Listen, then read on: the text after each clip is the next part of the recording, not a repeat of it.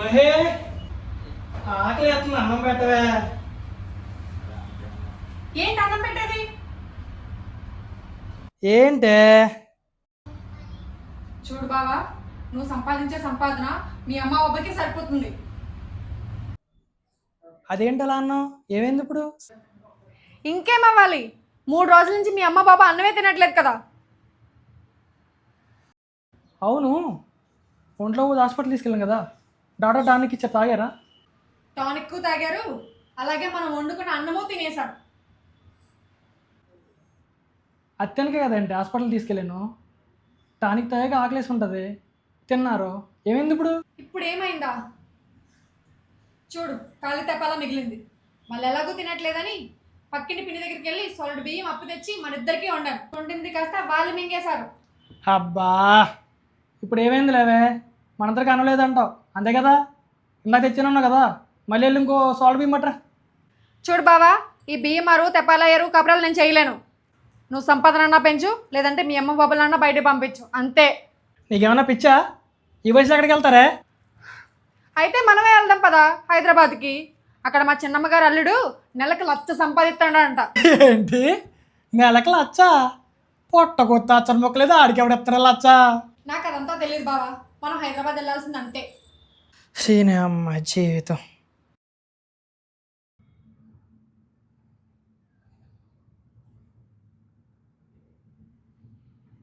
మహి, ఇలా తిరగొచ్చు కదే. మూసుకొని పడుకో. అది కాదే, ఒకసారి ఇలా తిరగవే. చూడు బావా, నేను నీతో మాట్లాడాలనుకున్నా, నీ పక్కలోకి రావాలనుకున్నా, అంతా హైదరాబాద్ వెళ్ళిన తర్వాతే. అర్థమైందా? దీనే అమ్మ జీవితం. ఇది హైదరాబాద్ వెళ్ళేదాకా వదిలేలేదు నన్ను.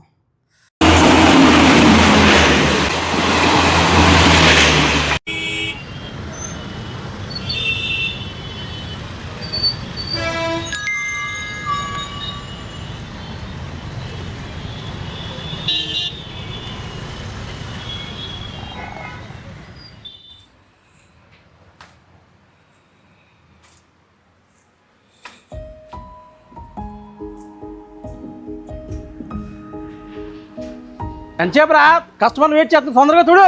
సార్ అయిపోయింది సార్. ఎంతసేపు అడుగుతావు, ఇవాళ అవుతుందా? సార్ అయిపోతుంది, సార్ అయిపోతుంది. తొందరగా.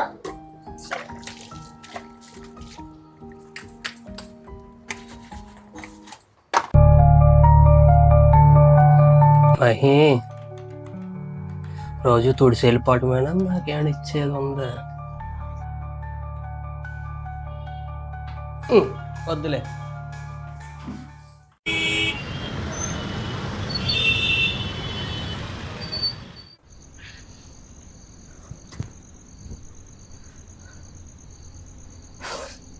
బావా,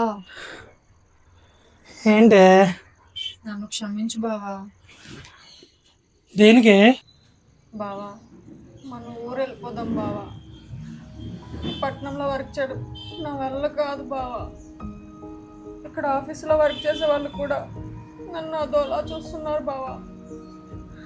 ప్లీజ్ బావా, మనం ఊరు వెళ్ళిపోదాం బావా. నాకు తెలిసే నీ గురించి, అందుకే అక్కడ మనం ఉన్న పరిస్థితి, ఇక్కడ మనం పట్టిన దుస్థితి నీకు తెలియజేయాలని నీ మాటకి చెప్పకుండా పట్టణం తీసుకొచ్చాను. మరి ముందే చెప్పాలి కదా బావా. అబ్బా, అప్పుడు చెప్తే వింటావన్నా మాట? ఏదైనా అనుభవం మీద తెలిసేది. అయినా మీ ఆడవాళ్ళకి దూరపు నునుపు కనిపిస్తాయి, కానీ నునుపు కాదు, పెద్ద సలుపు అని మేము చెప్పిన వింటారు కదా. అందుకే నువ్వు చెప్పినట్టు పక్కన తీసుకొచ్చాను. మనం పట్నం వచ్చి చాలా పెద్ద తప్పు చేసాం బావా. పాపం అత్తయ్య మావయ్య ఎలా ఉన్నారో ఏంటో. ప్లీజ్ బావా, మనం వెళ్ళిపోదాం బావా.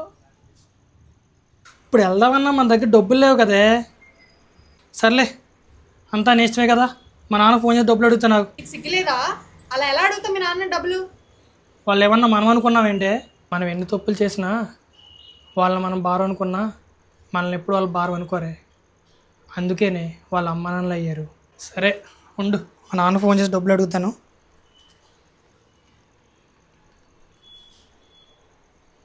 హలో నాన్న. చెప్పరా. అది ఊరికి వచ్చేద్దాం అనుకుంటున్నాను నాన్న. అవునా, సరే వచ్చాను మరి. అది డబ్బులు లేవు నాన్న. డబ్బులు లేవా? సరే, ఆ సత్యబాబు గారితో చెప్పి ఫోన్పే చేయించాను, జాతకు వచ్చేయండి. సరే నాన్న. ఆ,